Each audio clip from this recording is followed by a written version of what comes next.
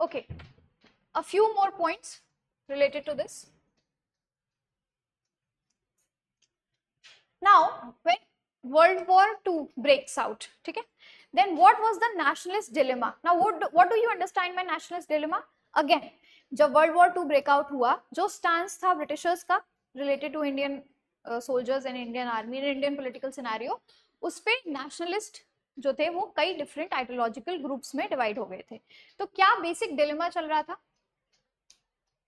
World war second erupt होता है, ठीक है, एंड वायसरॉय जो है वो इंडिया को एक बेलिजरेंट पार्टी डिक्लेयर कर देते हैं, यानी कि India is going to participate on the behalf of Britishers, ठीक है, without consulting provincial ministers or Indian leaders. Okay, so this becomes the basic reason of contention. Okay, कि कैसे वायसरॉय ने बिना किसी से कंसल्ट किए, ना प्रोविंशियल मिनिस्टर्स को कंसल्ट किया गया, जबकि हमें पता है अब तक प्रोविंशियल ऑटोनॉमी दी जा चुकी है. What is provincial autonomy?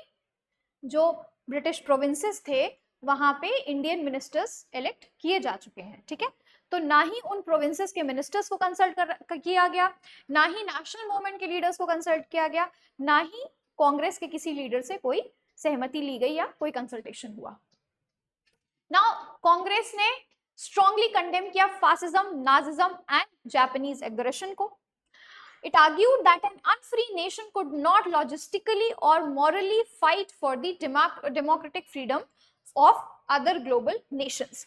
ध्यान देने वाली बात है, ब्रिटिशर्स ने इंडिया को पार्टिसिपेंट डिक्लेयर किया अगेंस्ट जर्मनी.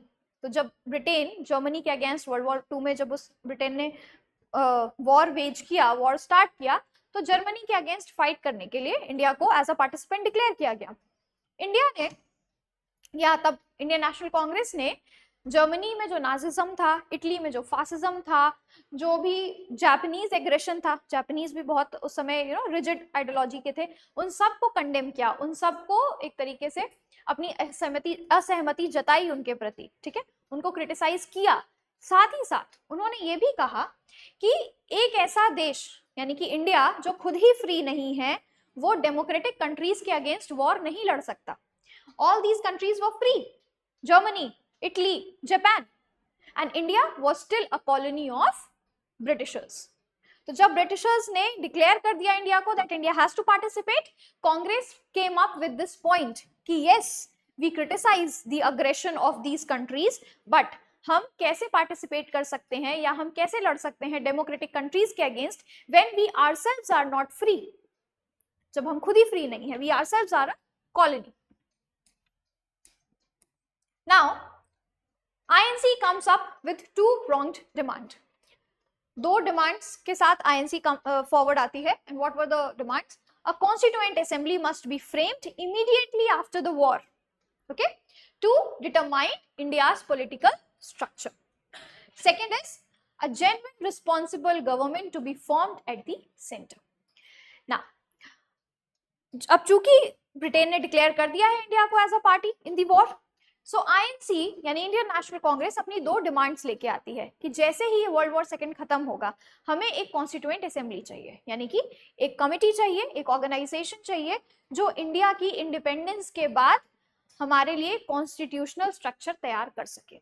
हम इंडिपेंडेंस के बाद अपनी गवर्नमेंट को कैसे चलाएंगे, कैसे गवर्न करेंगे खुद को, उसके लिए एक स्ट्रक्चर, एक फ्रेमवर्क तैयार करने के लिए हमें ऑर्गेनाइजेशन चाहिए, ठीक है, just as soon as the war gets over. दूसरा था कि हमें एक रिस्पॉन्सिबल गवर्नमेंट चाहिए at the centre, not the authoritarian government. हमें ब्रिटिश गवर्नमेंट नहीं चाहिए, हमें ये नहीं चाहिए कि ब्रिटिश पार्लियामेंट ब्रिटेन से हमारी कंट्री को रूल करे. हमें हमारी कंट्री के सेंटर में एक रिस्पॉन्सिबल गवर्नमेंट चाहिए जिसमें participation of Indians is must.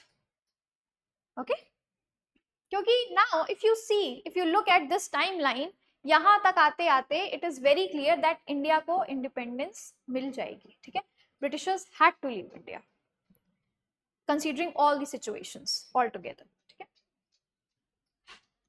So independence के बाद क्या होगा वो जरूरी था. Alright, so this is till your nationalist response towards World War II and Gandhi and Bose conflict.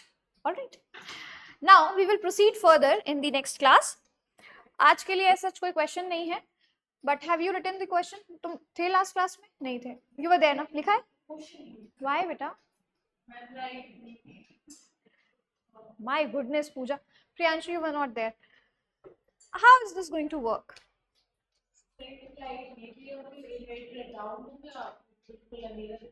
ठीक है, आई अंडरस्टैंड. ओके,